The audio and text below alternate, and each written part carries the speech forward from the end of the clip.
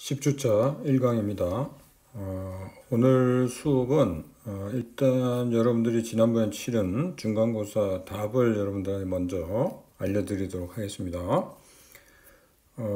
근데 뭐 여러분들 답이 제 답하고 틀리다고 해가지고 완전히 틀리다고 하는 게 아니고 말이 되는지를 제가 검토를 해서 부분 점수를 드릴 생각입니다. 그러니까 너무 답이 틀리다고 해서 너무 실망하지 말기를 바랍니다. 일단 답부터 여러분들한테 알려드리도록 하겠습니다.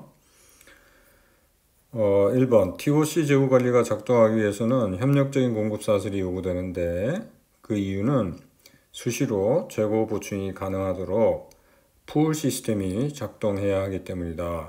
이러한 시스템에서는 시스템 전체적으로 보유하는 재고 수준이 낮아지는데 그 이유는 중앙 창고가 DBR 시스템의 제약으로 작동하여 이곳에서만 버퍼를 설정하여 변동성에 대응할 수 있기 때문이다.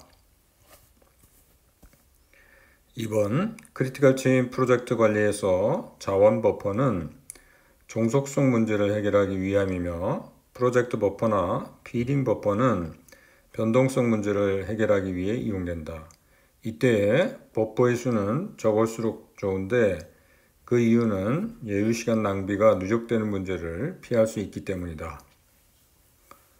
3번 더골의 하이킹 예에서 사람이 걷는 순서를 바꾸는 것과는 달리 생산 순서를 바꾸는 것은 어렵다.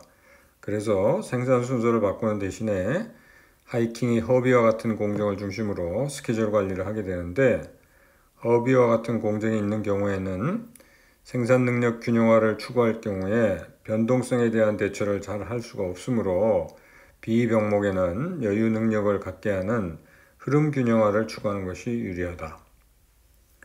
4번 더골에서 특정 공정에서 로봇을 도입하더라도 시스템 전체적으로 도움이 되지 않는 이유를 생각해 보면 스루프트기 시스템에서 공정별 기호들을 반영하는 부가가치라는 개념이 이용되지 않는 이유를 이해할 수 있다. 특정 공정에서 로봇 도입과 같은 일이 발생하지 않도록 하려면 병목에 비병목이 종속되도록 해야 하는데 이 역할을 하는 것이 DBR 시스템에서 로프이다. 5번 MRP 시스템에서는 예측 수요에 따라 부품별 생산 일정 계획이 만들어지는데 부품 중 하나라도 문제가 발생하게 되면 최종 제품의 생산에 차질이 발생하게 된다. 이 문제를 해결하려면 부품별로 재고를 보유하거나 혹은 변동성에 대비하여 생산 혹은 조달 리드타임을 평소보다 길게 하면 된다. 자, 이것이 제가 생각하는 답이 되겠습니다. 아까도 말씀드렸다시피 여러분들 답이 제 답하고 틀리다고 해서 완전히 틀리다고 하는 건 아니고요. 제가 검토를 해서 부분 점수를 드리도록 할 예정입니다. 자, 이번 중간고사 성적이 여러분들 생각만큼 그렇게 좋지가 않을 겁니다. 이 과거에도 보면 점수들이 별로 안 좋아요. 너무 시험 못 봤다고 너무 실망하지 말고 기말고사에 여러분들이 잘 치를 수 있도록 준비를 철저하게 했으면 합니다. 그리고 마지막으로 여러분들 독후감 쓰는 거 잊지 말아야 됩니다. 여러분들 독후감 성적에 차지하는 비중이 상당히 높기 때문에 비록 1, 2페이지 양은 많지는 않지만 그 내용이 알차게 되도록 여러분들이 좀 노력을 했으면 좋겠습니다. 자, 그러면 중간고사 얘기는 여기서 마치도록 하고요. 진도를 계속해서 나가도록 하겠습니다. 오늘 할 얘기는 린과 관련된 얘기인데요. 린의 원칙들이 있었죠. 그거를 실천하는 데 있어가지고 개발된 도구들이 여러 가지가 있습니다. 그 도구들을 여러분들한테 오늘 소개해 드리도록 하겠습니다. 자, 그럼 오늘 할 얘기는 아까도 말씀드렸다시피 린을 실천하기 위한 도구들인데요.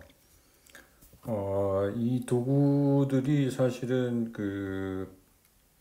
그 토요타 생산 시스템에서 많이 나왔어요, 사실은. 자, 그 도구들 중심으로 해서 여러분들한테 소개를 드리도록 하겠습니다. 자, 린은 기본적으로 5가지 원칙이 있다 그랬죠? 그 원칙을 이제 물론 그 원칙이 만들어진 거는 토요타 생산 시스템을 보고 거꾸로 만들어진 겁니다. 그러니까 그 원칙이 먼저 만들어지고 그 다음에 토요타 생산 시스템이 개발이 된 게 아니라 워맥하고 존스라는 사람이 나중에 이제 토요타 생산 시스템을 연구를 했습니다. 그래서 그걸 통해 갖고 그걸 자기가 만든 거고요. 그들이.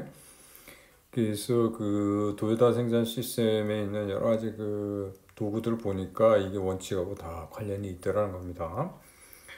그래서 이제 좀 거꾸로 된 것 같긴 합니다만은 이런 린의 그 원칙들을 실천하기 위해서 이런 도구들이 사용될 수 있다. 이렇게 보면 되겠습니다.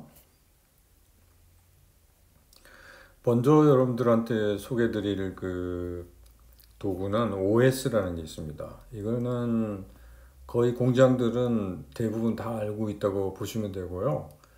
지금 OS는 뭐 서비스 부분에서도 이거는 상당히 많이 이용되는 그런 기법이기 때문에 여러분들이 반드시 알아야 될 도구 중에 하나라고 보면 되겠습니다. OS는 5가지 S라는 뜻입니다. 그러니까 S는 영어 단어 5가지가 있어요. 그러니까 그거를 얘기를 한다 이렇게 보면 되겠고요. 이거는 시간과 자재의 낭비를 제거하는 접근법이다. 이렇게 보면 되겠고요. 그 OS가 뭐냐면 영어로는 sort 정리란 뜻이고요. 그 다음에 straighten 정돈이란 뜻이고 shine 청결이란 뜻, 그 다음에 standardize 표준화란 뜻, sustain 유지란 뜻이 되겠습니다. 근데 이 OS도 실질적으로 일본에서 먼저 이게 만들어진 겁니다. 그래서 일본어로 보면 제가 발음이 정확한지는 모르겠는데 세이리, 세이톤, 세이소, 세이게츠, 시스케 이렇게 5가지 일본 말들이 있거든요. 그거를 이제 영어로 S로 시작하도록 바꿨다 이렇게 보면 되겠습니다. 그럼 이것들이 뭔지 간략하게 그냥 여러분들한테 소개를 드리도록 하겠습니다. 그걸 소개드리기 전에 일단 OS를 이용을 하면 이제 품질이 향상된다고 보통 얘기를 하는데 그 이유가 첫 번째는 프로세스가 단순화된다는 거, 그 다음에 자재의 가시성이 증대된다는 거. 그러니까 자재의 가시성이라는 게 뭐냐면 이제 우리가 무슨 재고 같은 거 보유하고 있잖아요. 그게 어디 숨겨지거나 뭐 그러지 않고 확 드러나는 거죠. 그런 뜻이고요. 그 다음에 작업자의 사기가 진작된다. 이건 뭐냐면 깨끗해지기 때문에 작업장이요. 그 다음에 관리 질도 향상이 되고요. 모든 게 이제 가시성이 굉장히 증대돼요. 그러니까 쓸데없는 거 막 치우고 이렇게 깨끗하게 하고 뭐 이런 과정이 있거든요. 근데 그걸 하게 되면은 모든 게 드러나기 때문에 관리하는데도 굉장히 품질이 향상된다는 거고, 그 다음에 생산 전환의 품질도 향상이 된다는 거죠. 그 내용을 먼저 살펴보면 왜 그러한 효과가 나는지 여러분들이 금방 알 수가 있게 됩니다. 일단 정리라는 거는 뭐냐면 불필요한 거를 버리는 거예요. 버리는 거. 근데 뭐 여러분들도 개인적으로 한번 생각해 보시면 여러분들 방을 한번 생각해 보십시오. 그러면 과거에 쓰던 거 안 버리고 이렇게 보관해 둔 거 이런 거 굉장히 많거든요. 그게 실질적으로는 쓰지 않을 거면서도 아까워가지고 버리지 못해가지고 이렇게 보관하는 이런 경우들이 많거든요. 그걸 잘 생각해 보시면 그것들이 그 공간을 차지하고 있어요. 그죠? 그래서 그런 것들은 이제 과감하게 이제 버리는 겁니다. 그래서 보통 보면은 6개월, 1년 뭐 이런 기준들을 써요. 그러니까 뭐 6개월 기준이라고 그러면 6개월 동안 한 번도 찾지 않은 거 이런 것들은 과감하게 이제 버리라는 거죠. 그게 이제 정리 단계이고요. 그 다음에 정돈 단계라는 거는 뭐냐면 도구하고 자재 이런 것들이 있을 때 있도록 하는 겁니다. 그러니까 항상 고정 장소 같은 거를 마련을 해가지고 항상 거기 가면 그걸 찾을 수 있도록 하는 거예요. 그래서 그렇게 되면은 작업자 이동 시간 같은 거 이런 걸 최소화할 수 있고요. 그죠? 누가 다른 사람이 새로운 사람이 오더라도 어떤 도구나 자재는 항상 거기 있다는 거를 그죠? 알려주면 쉽게 찾을 수가 있는 거죠. 이 정돈에는 뭐 예를 들면 이름표 붙이는 거 이런 것들도 여기에 해당이 되겠습니다. 그 다음 세 번째가 이제 청결이에요. 청결이라는 거는 깨끗하게 하는 건데 물론 이제 깨끗하게 하는 것도 여기에 들어가지만 또 기계 같은 고장이 나지 않도록 그 유지 보수하는 거 있죠. 이런 것들도 여기에 이제 포함되는 그런 개념이 되겠습니다. 아까도 얘기했지만 이렇게 되면은 이 작업자들의 사기가 이제 진작되는 그런 효과를 얻을 수가 있습니다. 그 다음에 이제 표준화인데요. 이 표준화라는 개념은 뭐냐면 앞의 단계들에서 얻은 결과를 성공 사례로 다른 곳으로 퍼뜨리는 거. 그러니까 좋은 관행을 회사 전체에 표준화시키는 거. 그거를 이제 의미한다고 보면 되겠습니다. 그 다음에 이제 마지막 단계가 유지 단계인데요. 이 유지 단계는 뭐냐면 예를 들면 이제 좋은 관행이다 해가지고 이게 회사 전체를 이제 퍼지게 하잖아요. 표준화를 시키게 되면 사람들은 보통 보면 옛날로 돌아가려는 그런 성향들이 있어요. 그러니까 유지는 뭐냐면 모니터링을 통해 가지고 옛날로 돌아가지 못하도록 하는 겁니다. 그게 이제 유지라고 보면 되겠습니다. 그래서 OS는 그 기업들이 많이 이제 OS를 도입하는 이유가 뭐냐면 돈이 별로 안 들어요. 이걸 실천하는데. 그리고 효과가 그렇게 좋다는 거예요. 그래서 OS를 많이 도입하고 있다. 이렇게 보면 되겠습니다. 그 다음이 두 번째가 이제 셀룰러 설비 배치입니다. 이건 이제 셀 방식의 그 생산 방식, 그거를 실천하기 위해서 그 설비 배치를 그렇게 하는 건데요. 이게 무슨 소린가 하면 그 작업장들의 혼잡함 이런 것들을 이제 없애기 위해서 비슷한 공정을 거치는 그런 그 제품이나 부품들 있잖아요. 이런 것들은 한 곳에서 같이 생산을 하는 거예요. 그러니까 작업장이 있으면 작업장을 공간으로 분류를 하는 거예요. 그걸 이제 방으로 그걸 하나의 셀이라고 그러죠. 그러면 셀마다 그죠? 거기 작업이 이루어지는 부품들이 이제 다른 거죠, 그죠? 그래서 뭐 특정 부분 A, B, C는 방 1에서 예를 들면 생산을 한다든지 그다음에 나머지 부분은 뭐 또 방 2에서 생산하고 뭐 이런 식으로 해서 혼잡함을 줄이는 겁니다. 그걸 이제 그룹 테크놀로지라는 용어를 쓰기도 합니다. GT.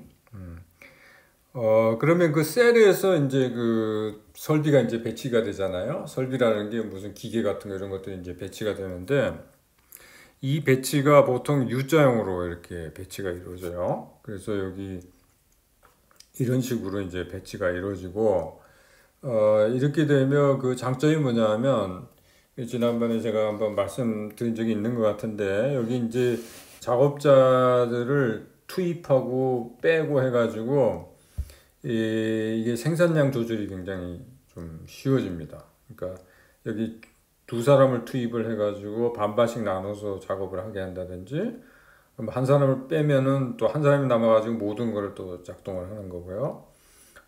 이런 식으로 해서 그게 이제 작업자 그죠? 배치 이런 것들도 굉장히 편리해지고요. 또 하나 장점은 뭐냐면 이런 식으로 U자형으로 이렇게 배치를 하게 되면 작업자의 그 이동 거리가 굉장히 줄어듭니다. 그죠? 몸만 돌리면은 이 설비들을 가동할 수 있게 되기 때문에요. 그래서 장점은 작업자에게 가장 효율적인 설비 배치를 제공하여 작업자의 효율성을 극대화한다는 그런 장점이 있고요. 제품이나 부품이 움직이는 거리도 최소화되고 작업 공간이 최소화되고요. 작업을 뒤쪽에 혹은 대각선상의 프로세스 등과 서로 공유하여서 유연성이 극대화된다. 이게 이제 가까이 위치하기 때문에 이제 그렇습니다. 그다음에 작업자 수위 조절이 쉬워서 생산 유연성을 최대화한다. 그 다음에 한 단위 흐름이 토대가 된다. 이게 이제 한 단위 흐름은 JIT랑 관련이 있죠. 그래서 이런 것들이 쉬워진다는 겁니다. 요새 굉장히 인기 있는 그런 배치 형태가 되겠습니다. 셀룰러 설비 배치 효과 최대화하기 위해서 해야 되는 거, 그 다음에 셀룰러 설비 배치 시 유의할 점이 있는데 이것들은 그냥 여러분들이 한번 읽어보시길 바랍니다. 자, 아까 얘기한 그 한 단위 흐름이라는 거는 이게 이제 JIT의 그 기본이 되겠습니다는 왜 지난번에 그 JIT 그 얘기하면서 이렇게 얘기를 했죠, 그죠? 그래서 이렇게 옮길 때, 그죠? 다음 단계로 이렇게 갈 때, 이게 이제 한 단위씩 간다고 그랬죠? 이렇게. 한 단위씩. 그죠? 이렇게. 한 단위씩. 이게 이제 한 단위 흐름인데, 그러니까 JIT 설명할 때 반드시 나오는 개념입니다. 그래서 한 단위 흐름이라는 거는 뭐냐면, 재고나 낭비가 없이 제품을 한 번에 한 단위씩 워크스테이션 사이를 이동하는 것으로, 이와 반대되는 개념이 이제 배치 생산입니다.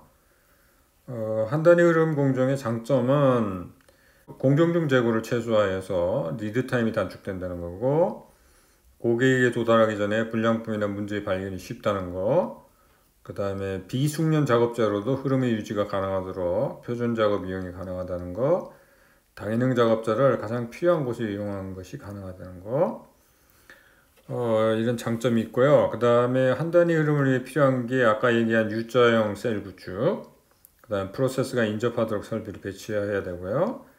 셀의 작업별 사이클 타임의 균형을 맞추는 게 중요하고요. 그 다음에 셀 디자인 시에 최신 기술, 예방 보존, 전환 등을 고려를 해야 된다는 거. 물론 이제 한 단위 흐름이 적합하지 않은 경우들도 있습니다. 뭐 예를 들면 공정 경로가 다른 제품들을 하나의 셀에서 작업하는 경우. 그러니까 사실은 이렇게 하나의 셀에 작업하려면 아까 비슷한 공정을 거치는 제품들을 한 곳에 생산한다 그랬잖아요. 근데 공정 경로가 다른 거는 이게 이런 것들이 막 섞여 있으면은 이 한 단위 흐름이 잘 될 수가 없죠.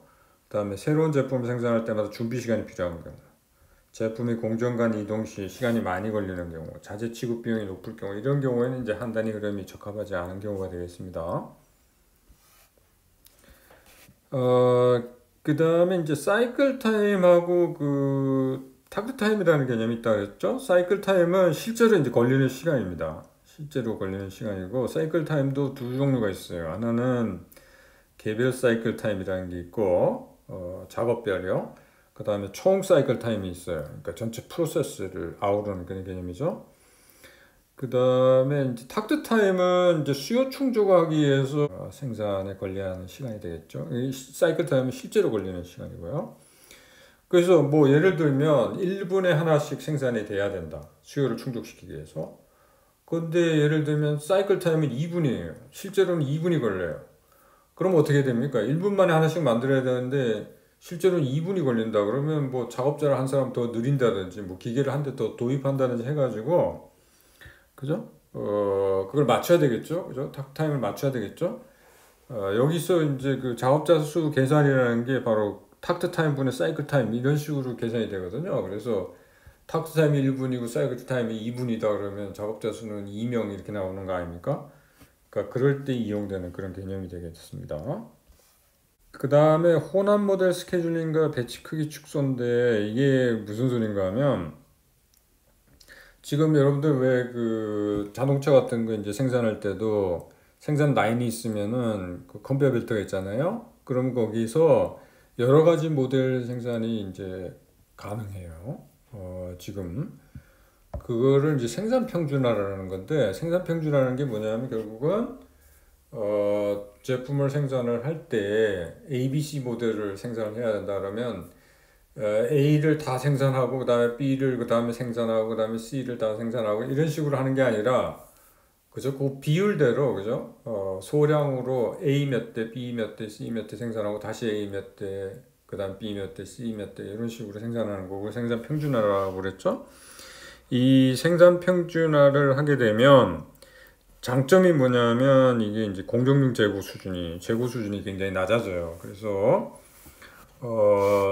이 풀 시스템 이런 것들의 구축이 이제 가능하게 되는 그런 장점이 있습니다. 여기 예를 하나 들어놨습니다. 그래서 예를 들면 ABC 지금 생산을 하는데 주별로 예를 들면 A를 150, B를 100, 그 다음에 C를 150 단위를 생산을 해야 된다 그럽시다. 이럴 때 이제 생산한 방법이 A를 150 단위 먼저 주초에 다 생산하고 그 이어서 B를 100 단위 생산하고 그 다음에 C를 50 단위 생산하는 방법이 있겠죠. 이렇게 되면 이 문제가 뭐냐면 재고 수준이 높아진다는 그런 단점이 있습니다. 예를 들면 A를 150 단위 주당, 그러니까 150 단위를 생산을 하게 되면 이게 다 생산해가지고 예를 들면은 뭐 다른 단계로 옮긴다고 합시다. 그러면 재고 수준이 어떻게 되냐면 제로 단위에서 이제 150 단위로 가잖아요. 그러면 0 플러스 150 나누기 2 하면은 75가 되죠. 그게 이제 평균 재고 수준이 되는 거예요. 그래서 그 평균 재고 수준이 지금 75인데, 그리고 B의 경우에도 뭡니까? 이게 0단위부터 이제 100단위 생산될 때까지 계속 재고로 남게 되잖아요. 그러면 이것도 50단위가 평균 재고 수준이 되죠. 이렇게 되는데, ABC를 그런 식으로 생산하는 게 아니라 그 비율대로 생산하는 거예요. 그래서 예를 들면 150대 100대 50 하면 3대 2대 1 아닙니까? 그죠? 그래서 A 세대, B 2대, C 한 대 생산하고 그 다음에 다시 A 세대, B 2대, C 한 대 이런 식으로 이렇게 생산을 하게 되면 거의 재고가 거의 없다고 보면 되겠죠. 그죠?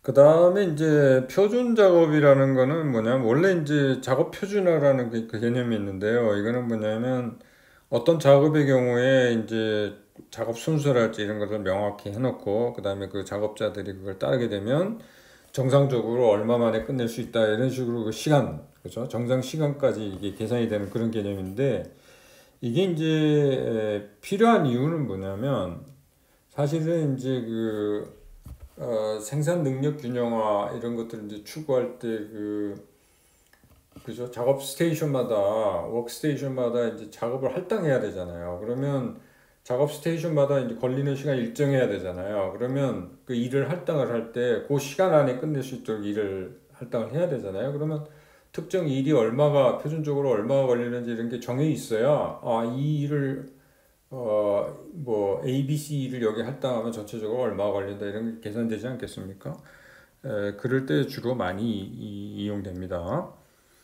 뭐 표준 작업이 중요한 이유는 뭐 여기 몇 가지 이유를 해놨습니다는 근본적으로는 그런 용도로 많이 쓰이고요. 작업 표준화가요. 표준 작업이 중요한 이유는 첫 번째 일관성과 지속적인 개선을 촉진한다. 작업 안정성을 개선한다. 동일한 기준이 적용되므로 성과 평가가 공정하다. 신규 직원의 교육에 도움이 된다. 뭐 이런 좋은 점들이 있게 되죠. 그 다음에 지속적인 개선 얘기입니다. 지속적인 개선 얘기는 이게 이제 도요타에서 굉장히 중요시하는 그런 개념인데요. 그러니까 도요타에서 이제 완벽성 추구를 하지 않습니까? 그러니까 완벽성 추구를 한다는 자체는 뭐냐면 조금씩 이제 프로세스 같은 걸 이제 개선을 시켜 나가서 완벽하게 이제 만든다는 그런 개념이거든요. 그래서 이 지속적인 개선은 이제 카이젠이라는 용어를 씁니다. 그래서 카이젠 나오면 여러분들 지속적인 개선 이렇게 생각하시면 되겠고, 이 카이젠이 이제 그 혁신하고는 좀 카이카쿠하고는 좀 다른 개념이죠. 카이젠은 지속적인 개선은 조금씩 이렇게 개선을 해 나간다는 거고, 그다음 카이카쿠는 이제 혁신을 얘기하는 거네요. 개혁을 얘기하는데 그 두 가지 개념이 좀 다릅니다. 근데 도요타에서는 사실은 이제 카이젠하고 이제 카이카쿠를 동시에 병행을 하죠. 왜 그러냐면 지속적인 개선 갖고는 한계에 도달할 수가 있거든요. 그거는 왜 그러냐면 기존의 시스템을 조금씩 개선하는 거거든요. 그건 이제 한계에 부닥치게 되면 더 이상 발전이 없게 되니까 그때는 이제 개혁이 필요한 거가 되겠죠. 근데 이제 이 카이젠의 개념이 원래 이제 지속적인 개선이라는 그런 개념이긴 한데, 사실 이제 여기 얘기하는 이마이라는 그 사람이 카이젠에 대해서 이렇게 얘기를 했습니다. 이제 카이젠이라는 그 개념은 단순하게 그 지속적인 개선 그것만 얘기하는 게 아니라 일본에서 지금 개발된 여러 가지 그 개념들이 있는데 그 개념들을 다 아우르는 우산 개념이라고 얘기를 합니다. 그래서 그 여러 가지 그 개념들이 다 복합적으로 여기 들어가 있다. 이렇게 보는 시각입니다. 그래서 여기 보면 고객 지향, 전사적 품질 관리, 로봇, 품질 부임조, 제한제도, 자동화, 작업장 규율, 전사적 생산 보전, 간반, 품질 개선, 불량 재료, 소그룹 활동, 협력적 노사관계, 생산성 개선, 신제품 개발 뭐 이런 것들이 다 여기에 다 포함되어 있다. 이렇게 보고 있습니다. 카이젠과 혁신의 차이는 여러분들이 그냥 한번 읽어보시면 되겠고요. 카이젠의 이제 특성을 한번 보면요. 첫 번째, 카이젠은 지속적인 노력을 통한 작은 개선을 의미한다. 두 번째, 카이젠은 과정 중심의 사고를 중시한다. 그러니까 결과보다 과정을 중요시한다는 그런 얘기가 되겠죠. 세 번째, 카이젠에서의 첫 단계는 표준의 개선을 추구하는 데 있어서 지속성을 보장하기 위한 수단으로 PDCA 사이클을 확립하는 것이다. 네 번째, 품질, 비용, 배송 중에서 가장 중요한 것은 품질이다. 다섯째, 카이젠은 일종의 문제 해결 프로세스이다. 문제를 정확하게 해결하기 위해서는 적합한 데이터가 수집되고 분석되어야 한다. 여섯 번째, 프로세스에서 후행 단계는 고객이라는 공리를 실천해야 된다. 이게 무슨 소린가 하면 프로세스가 이제 여러 활동들로 이렇게 묶여 있는 거 아닙니까? 그러면 이제 선행 단계가 있고 후속 단계가 있잖아요. 그러면 선행 단계에서 뭐가 작업이 이루어지고 그다음에 후속 단계로 넘어가잖아요. 그러면 후속 단계를 항상 고객으로 생각을 하는 거예요. 그만큼 중요시 하라는 거예요. 그러니까 절대적으로 예를 들면 불량품이 넘어간다든지 이런 일이 없도록 해야 된다. 이제 그런 얘기가 되겠습니다. 카이젠 전략의 궁극적 목표가 뭐냐? 그래서 첫 번째, 카이젠에서 개선의 대상이 되는 것은 품질, 비용, 정신아픔이다. 그 다음, 품질은 제품이나 서비스의 완성품 품질을 의미할 뿐 아니라 제품이나 서비스의 산출 관여하는 프로세스도 포함된다.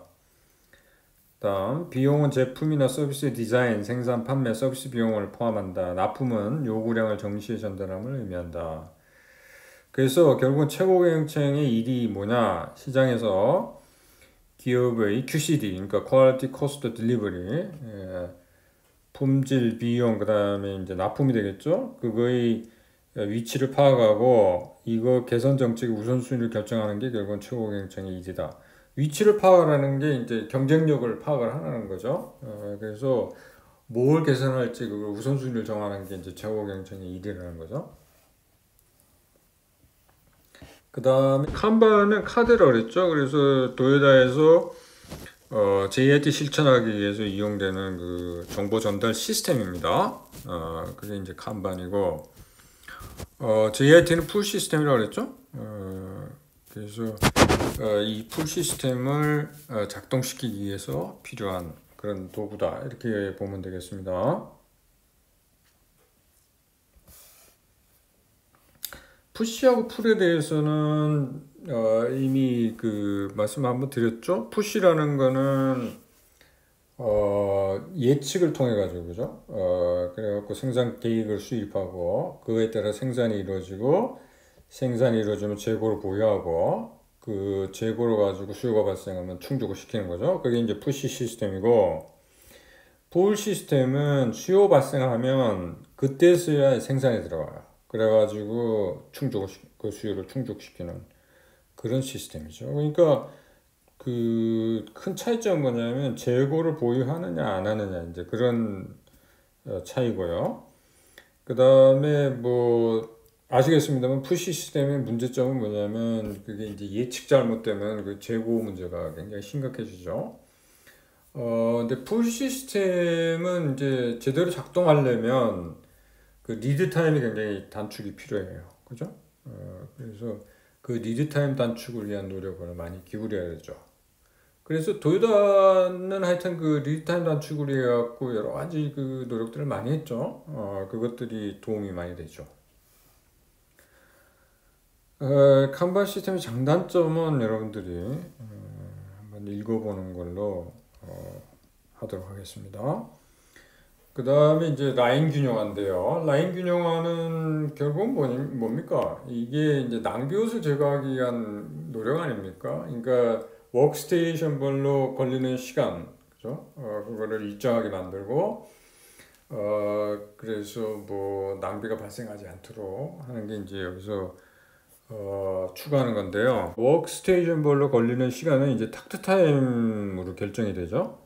탁타임에 대해서 조금 이따 나오겠습니다만, 그래서 탁트타임을 계산을 해서 탁트타임이라는 결국은 이제 수요를 생각을 해가지고 결정되는 그런 시간이거든요. 그래서 그 탁트타임 결정해서 그 탁트타임 내에 일을 마칠 수 있을 정도의 그 일을 할당을 하는 거죠.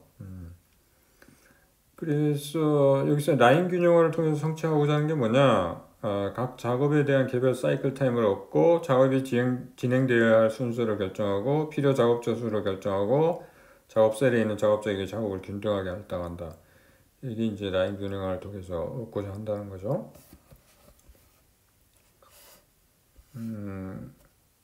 이 예는 이제 건너뛰도록 하겠습니다. 그 다음에 실수 방지라는 개념이 있어요. 포카요케. 포카요케라는 개념은 뭐냐면 아까 뭡니까? 선행하고 후속 단계가 있으면 절대로 분량이 넘어가지 않아야 된다는 그런 얘기를 한 적이 있죠. 그래서 이 실수 방지는 분량이 다음 단계로 넘어가는 것을 방지하기 위해서 생산 단계나 설비에 실수 예방 장치를 포함하도록 디자인하는 거. 그게 이제 실수 방지 포카요케로 갑니다. 이 효과는 뭐냐면 재작업을 할 필요가 없어지고요. 그래서 비용이 절감되고 사이클 타임을 줄이고 대기, 수선, 검사, 불량 등의 낭비 요소를 예방할 수 있습니다. 그래서 이 실수 예방 장치는 반드시 이게 이제 우선은 갖춰야 될 그런 장치라고 보면 되겠습니다. 그 실수 예방 장치로 보면 디스플레이 장치라는 게 있고 지그 장치, 그다음 자동 정지 장치가 있는데 디스플레이 장치는 오류가 발생했다는 것을 작업자에게 알려주는 가시적인 혹은 청각적인 경보 장치고요. 지그 장치는 틀린 부품을 사용하거나 혹은 올바른 부품의 위치가 잘못되는 것을 방지하는 장치고 자동 정지 장치는 오류를 자동으로 탐지하고 더 이상의 진행을 멈추게 하는 장치가 되겠습니다. 그러니까 이런 것들이 있어야 된다는 거예요. 그래야만 분량이 다음 단계로 넘어감으로 인해서 발생하는 여러 가지 그 낭비 요소 이런 것들이 제거가 가능하다는 겁니다. 탁트타임은 이미 한번 말씀드렸다시피 수요를 고려했을 때 생산하는 데 걸리는 시간, 그죠? 그래서 고객의 수요를 충족시키기 위해서 요구되는 제품의 생산 속도, 그걸 의미한다는 거죠. 그래서 여기 뭐 계산한 방법을 여기 좀 소개를 해놨습니다. 그래서 탁트타임은 단위기간의 수요분의 단위기간에 이용할 수 있는 시간이 되겠습니다. 그래서 만약에 한 달 수요가 16,800개고 한 달에 20일 운영을 한다면 하루에 840개가 생산되어야 되고 하루에 7시간 일을 한다고 한다면 840분에 420분, 그래서 0.5분당 하나가 생산되어야 된다는 걸 알 수가 있죠. 이게 바로 탁트타임이 되겠습니다. 그래서 고객의 수요를 충족시키기 위해서는 탁트타임을 기준으로 프로세스 디자인이 이루어져야 된다는 거고요. 예를 여기 하나 드러났습니다. 작업이 ABC 공정을 거쳐 완료되는 프로세스가 있다고 하고 각 공정에서 단위당 걸리는 시간이 각각 5분, 2분, 0.5분이라고 한다면 탁트타임이 0.5분이니까 A 공정의 경우에는 지금 5분 아닙니까? 5분인데 0.5분 만에 지금 생산이 돼야 되잖아요. 그 경우에는 워크스테이션이 10개가 필요하다는 겁니다. 그러니까 A 공정 같은 경우 워크스테이션이 10개가 갖춰지면 그러면 0.5분에 하나씩 생산이 되는 셈이 되죠. B 공정에서는 지금 2분이니까 탁타임 0.5분에 맞추려면 4개의 워크스테이션이 필요하게 되는 거죠. 그죠? 그래서 탁타임을 먼저 계산하고 그 다음에 여기는 지금 워크스테이션이라는 말을 썼는데 뭐 작업자 수 그래도 됩니다. 그러니까 지금 한 사람이 5분 만에 예를 들면 완료할 수 있는 작업이 있는데 0.5분 만에 해야 된다면 이걸 사람을 뭡니까? 10사람을 쓰게 되면 그죠? 결국은 0.5분 만에 하나가 생산되는 그런 셈이 되죠. 원활한 흐름을 위한 균형 잡기 이 부분은 여러분들이 그냥 한번 읽어보시기 바라고요. 그 다음에 전사적 생산 보존이라는 개념이 있습니다. 이거는 뭐냐면 기계 같은 게 이제 고장 나거나 설비 같은 게 문제가 생기면 안 되잖아요. 그래서 그걸 유지 보수한다 이렇게 보면 되겠습니다. TPM이라는 건 Total Productive Maintenance 그거의 앞잘단 건데요. 이거는 이 그림으로 보면 되겠습니다. 그래서 TPM의 목적은 뭐냐면 설비의 효과성 최대화, 그죠? 그게 이제 목적이 되겠고요. 그 다음에 세부 목표는 여기 보면 6가지 손실 제거와 설비 개선, 이게 이제 그 세부 목표가 되겠는데, 6가지 손실이라는 건 그 밑에 있듯이 설비 고장, 준비 및 조정을 위한 중단 시간, 유유 및 사소한 중단 시간, 스피드 감소, 프로세스 불량, 산출물 감소, 이런 것들이 다 손실이거든요. 이걸 0으로 만든다는 거예요. 제거를 한다는 거예요. 그죠? 그래서 이걸 위해 가지고 실천 방안으로서 여러 가지 이제 프로그램이나 계획 이런 것들을 수립을 해 가지고 유지 보수를 한다는 거죠. 그게 이제 DPM이 되겠습니다. 그 다음에 흐름도는 뭐 우리가 굉장히 자주 이용하는 그런 차트가 되겠는데요. 이거는 이제 프로세스 같은 거 이런 것들을 그죠? 이거를 한번 그려보는 거예요. 어떤 식으로 흘러가는지 과정 프로세스가 그때 이용되는 게 이제 흐름도고요. 이 흐름도와 관련돼 가지고 이용되는 기호들이 좀 있거든요. 그래서 이게 원은 운영 혹은 작업과 관련된 거고, 화살표는 이동, 네모는 검사, 역삼각형은 일시적 저장, 손톱 모양은 연기 혹은 지연. 그러니까 흐름도 그릴 때 이런 것들을 이용해서 그린다는 거예요. 그리고 여기 스파게티 다이어그램이라는 게 있는데, 이 스파게티라는 거 보면 여러분들 막 스파게티는 막 이렇게 얽히고 설키고 막 이렇게 돼 있잖아요. 다이어그램 그릴 때 직선으로 그린 게 아니라 곡선으로, 그죠? 막 이렇게 얽히고 설키고 막 이렇게 그리는 게 스파게티 다이어그램이라고 보면 되겠습니다. 그 다음에 이제 낭비 요소 제거인데요. 그러니까 이 린이라는 게 낭비 요소 제거라 그러지 않았습니까? 그래서 낭비는 보통 7가지를 얘기를 한다는 거죠. 그래서 첫 번째는 과잉 생산의 낭비, 두 번째는 기다림의 낭비, 세 번째는 불필요한 수송의 낭비, 네 번째는 불필요한 공정 단계의 낭비, 다섯 번째는 과잉 재고의 낭비, 여섯 번째는 불필요한 움직임의 낭비, 일곱 번째는 이제 불량의 낭비가 되겠습니다.